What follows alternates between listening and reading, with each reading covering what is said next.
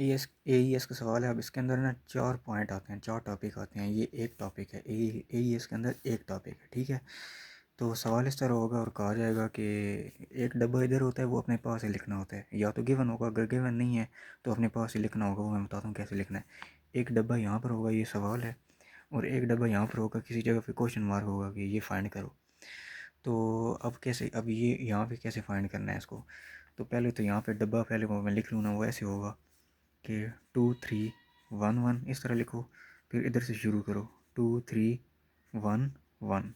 फिर इधर से शुरू करो 2 3 1 1। फिर इधर से शुरू करो 2 3 1 1। ठीक हो गया। अब ये डब्बा बना लो, डब्बा बन गया। अब क्या करना है कि पहले मैं ये बता दूं कि लेट्स सपोज अगर ये फाइंड करना होता ना, ठीक है, तो पता है क्या करते कि ये मैंने एरो बनाया और ये मैंने एरो बनाया, यानी कि ये वाला कॉलम होता और ये वाली रो होती, इनको आपस में करते, इनको आपस में ये मल्टीप्लाई करते। अगर ये फाइंड करना होता तो ये वाला एरो यानी कि ये वाली लाइन होती और ये नीचे वाला एरो ये वाली लाइन होती। लेकिन हम ये फाइंड कर रहे हैं, इसमें फिर क्या होगा, ये वाला एरो ये वाला एरो यानी कि ये लाइन और ये लाइन, ठीक है। अगर लेट सपोज ये फाइंड करना होता तो फिर ये वाला एरो ये वाला एरो यानी कि ये वाली लाइन और ये वाली लाइन, इनको आपस में करना होता, ठीक है। लेकिन हम ये वाला कर रहे हैं, ये वाला। अच्छा, अब चलो कैसे करते हैं। अब इसका मतलब ये है कि ये वाली लाइन और ये वाली लाइन होगी, ठीक है। ये लाइन और ये लाइन, इनको मैं आपस में करूँगा, ठीक होगा। पहले मैं इसको लिख लूँ ना, फिर बताता हूँ। ये देखो मैंने लिख लिया 1 × 8 7, 1 × 8 7 XOR 1 × 6E XOR 2 × 46 XOR 3 × A6, ठीक है। ये लाइन होगी। अब पहले इसको शुरू करो, पहले इसको करो। पहले 1 × 8 7 करना है। अब सीन ये है कि ये चीज़ याद रखना, 1 का मतलब 1 होता है, 2 का मतलब x होता है, 3 का मतलब x+1 होता है, ठीक है।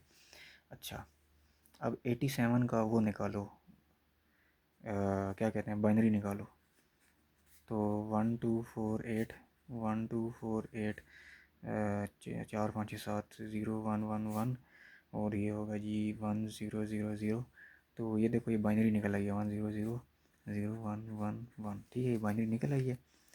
अब इसकी वो करो, बल्कि इसको कुछ नहीं करना, बस ये एज इट इज़ होगा। ये वाला जो काम हो गया ना, जिसके इधर 1 होगा ना, जहाँ भी देखो इधर भी 1 है, तो सिर्फ हम इसका निकालेंगे ये बाइनरी। अब इधर भी 1 है ना, तो हम इसकी सिर्फ बाइनरी निकालेंगे। चलो अब 6E की निकालो, 6E। अब ये E क्या चीज़ है, ABCDEF। एक मतलब 10 होता है, 11 12 13 14 15। तो ये E है, E का मतलब 14 है, ठीक है। तो E का मतलब 14 है और 14 का अब निकालो 1 2 4 8 8। तो ये 1 1 1 0 यूँ होगा। 6 का करना है तो 1 2 4 8 4 5 6, तो 0 1 1 0। तो इसकी बाइनरी निकल आई है जी 0 1 1 0 1 1 1 0, ठीक है। इसकी बाइनरी निकल आई है, इसकी बाइनरी निकल आई है। अब इसकी बारी है 2 × 46, 46 की निकालो बाइनरी क्या होती है। तो ये देखो 46 का मैंने निकाला है, ये बाइनरी निकाली है, तो ये बनती है, ठीक है। 2 की बाइनरी, अच्छा 2 की बाइनरी नहीं निकाली, करना पता है क्या, 2 का मतलब होता है x, जो मैंने पहले बताया था, ये बताया मैंने, 2 का मतलब है x, ठीक है। अब ये जो चीज़ लिखी है ना मैंने 46 का, जो मैंने ये लिखा है, ये देखो 46 का, ये जो 46 की मैंने ये चीज़ लिखी है, ठीक है। अब सीन ये है कि एक चीज़ तुम लोगों ने याद रखनी है कि 1 + x प्लस यहाँ पे x की पावर 1 है, x की पावर 2 है, प्लस x की पावर 3 है, प्लस x की पावर 4 है, प्लस x की पावर 5 है, प्लस x की पावर 6 है, प्लस x की पावर 7 है, ठीक है। अब जहाँ जहाँ पे 1 है ना, वो चीज़ लिखी रहे, बाकी चीज़ें ना हो, जैसे कि ये ना हो, ये हो, यानी कि x की पावर 1 हो, प्लस x की पावर 2 हो, 3 ना हो, 4 ना हो, 5 ना हो, 6 हो, प्लस x की पावर 6 हो, यानी कि 46 का मैंने ये निकाल लिया, ठीक है। अब 2 × 46 करना है। 2 का मतलब क्या है, x, 46 का मतलब है x6 plus x2 plus x की पावर 1। अब इसको मल्टीप्लाई कर दो, x7 बन जाएगा प्लस x3 बन जाएगा प्लस x स्क्वायर बन जाएगा। ठीक है, अब इसको दोबारा से बाइनरी में कन्वर्ट कर दो, तो मतलब इसके साथ कंपेयर करो ना, 1 x1 x2 x3 x4 x5 x6 x7। अब देखो जो जो ये चीज़ें हैं ना, वो उनकी जगह 1 लिखो, बाकी सारी चीज़ों की जगह 0 लिखो। तो क्या ये 1 है, ऊपर नहीं है, 0 लिख दो। क्या x की पावर 1 है, नहीं है, 0 लिख दो। क्या x स्क्वायर है, हाँ है, तो 1 लिख दो। x क्यूब है, हाँ है, 1 लिख दो। x4 है, नहीं है, 0 लिख दो। x5 है, नहीं है, 0 लिख दो। x6 है, नहीं है, 0 लिख दो। x7 है, हाँ है, 1 लिख दो। तो अब 2 मल्टीप्लाई बाई 46 की जो बाइनरी है वो आ चुकी है। इसी तरह अब 3 मल्टीप्लाई बाई A6 के साथ भी ऐसे ही करना है। ठीक है, अब ये चौथा काम है, 3 मल्टीप्लाई बाई A6 के साथ ये काम करना है। तो 3 का मतलब मैंने क्या कहा था, 3 का मतलब है x प्लस 1। देखो ठीक है, अब A6 का मतलब क्या होता है, 1 2 4 8 0 1 1 0। इसका मतलब 10 होता है, 1 2 4 8 तो 1 0 1 0। ठीक है, तो A6 का मतलब है जी 1 0 1 0 0 1 1 0। अब इसको कन्वर्ट करो इसी तरह जिस तरह इधर से कन्वर्ट किया था। ये देखो मैंने कन्वर्ट कर लिया। 1 नहीं था, यहाँ पे 0 है ना, तो ये वाला 1 हमने नहीं लिखा। देखो यूँ है, देखो इसके साथ कंपेयर कर रहे हैं। ठीक है, अब जहाँ जहाँ पे 1 है वो नीचे लिख दो। इस इधर भी 1 है तो x2 लिख दो। ठीक है, इधर भी 1 है तो x5 लिख दो। इधर भी 1 है तो x7 लिख दो। बीच में प्लस डालो, प्लस प्लस। तो A6 की वैल्यू निकल आई है और 3 की वैल्यू हमें पता थी, वो थी x प्लस 1। अब इन दोनों को मल्टीप्लाई करो, 3 मल्टीप्लाई बाई A6 का मतलब होता है x plus 1 multiply by x7 plus x5 plus x2 plus x1। ठीक है, अब इनको आपस में मल्टीप्लाई करो। पहले इसको इस सारे से मल्टीप्लाई कर दो, फिर इसके साथ। ये बनेगा x8 plus x6 plus x3 plus x2 plus, अब ये 1 के साथ मल्टीप्लाई होना तो एज इट इज़ आ जाएगा x7 plus x5 plus x2 plus x1। अब सीन ये है, अच्छा पहले ये करना है कि जो जो सेम चीज़ें हैं ना उनको आपस में काट लेना है। ठीक है, जो जो सेम चीज़ें हैं, अब देखो कुछ सेम चीज़ है कि नहीं है। ये देखो x2 और x2 सेम है, इन दोनों को आपस में काट लो, और इनमें आपस में कुछ भी सेम नहीं है। अब पता क्या करना है, ये जो x8 है ना, एक चीज़ याद रखो, x8 जहाँ पर अगर आ जाए ना तो उसका मतलब होता है जी 1 प्लस एक्स की पावर 1 प्लस एक्स की पावर 3 प्लस एक्स की पावर 4, ये मतलब होता है। तो x8 की जगह ये लिख दो।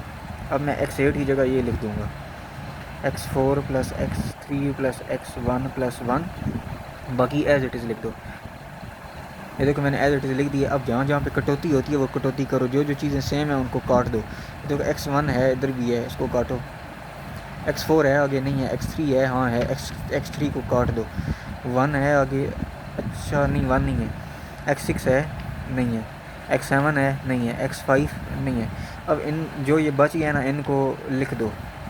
x4 बच गया प्लस 1 बच गया प्लस x6 बच गया प्लस x7 बच गया प्लस x5 बच गया। ठीक है, अब जो बड़ा है ना, बड़े से छोटा इस तरह लिखो इसको। तो x7 plus x6 plus x5 plus x4 plus 1। ठीक है, अब इसको दोबारा से बाइनरी में कन्वर्ट करो। चलो मैं आगे करता हूँ इसको। तो ये देखो मैंने ये जवाब आया था ना, अब इसको कंपेयर करना है इसके साथ।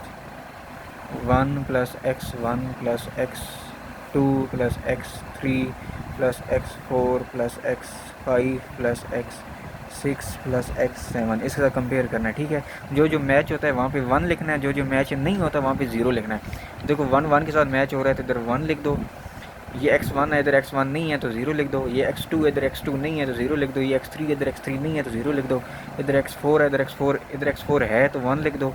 x5 है, इधर x5 है तो 1 लिख दो। x6 है तो 1 लिख दो। x7 है तो 1 लिख दो। ठीक है, अब ये जवाब आ चुका है, ये जवाब आ गया। ठीक है, अब ये जो 4 हमने बाइनरी निकाले हैं ना, इनका एक्सॉर लिखना है। यानी कि एक ये वाला बाइनरी एक ये वाला बाइनरी, एक ये वाला और एक ये वाला, ठीक है। इन चारों को एक साथ लिखो, मैं लिखता हूँ फिर आगे बताता हूँ।